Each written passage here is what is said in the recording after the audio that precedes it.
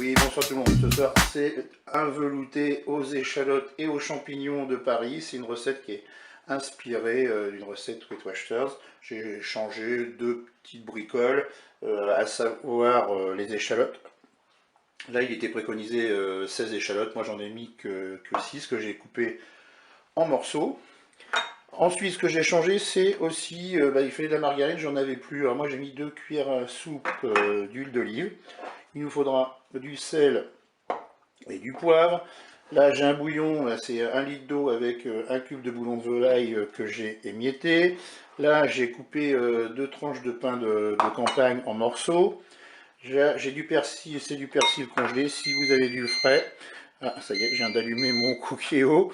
Et si vous avez du frais, pardon, vous prenez du frais. Là, j'ai 500 g de champignons de Paris.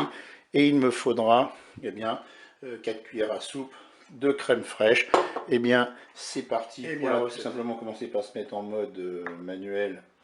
Et là, pour les versions de Cookéo classique, c'est mode doré.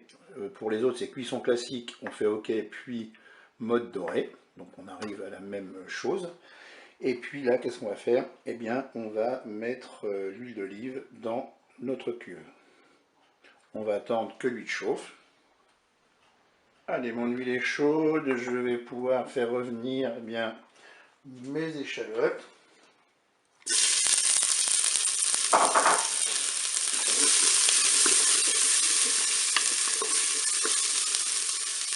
Et là, je suis à 2 minutes de fonction dorée, je vais ajouter mes champignons. Je vais mélanger. Là, je vais ajouter mon persil.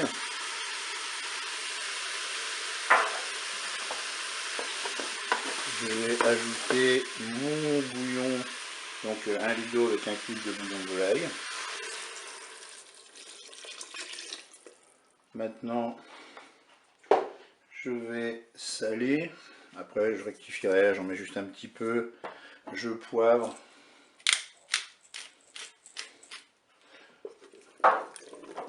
Je mélange ça.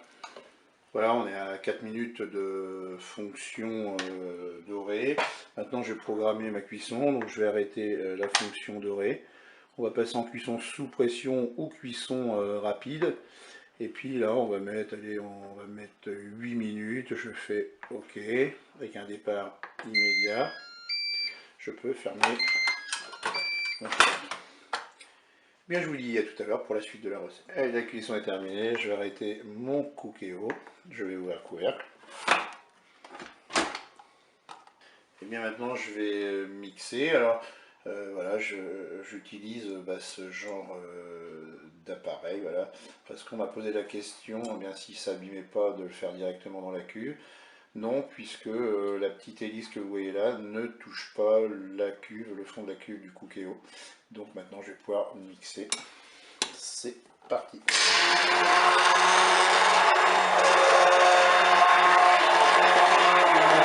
Ma soupe est mixée. Maintenant, qu'est-ce que je vais faire? Eh bien, je vais rajouter la crème fraîche dans la cuve.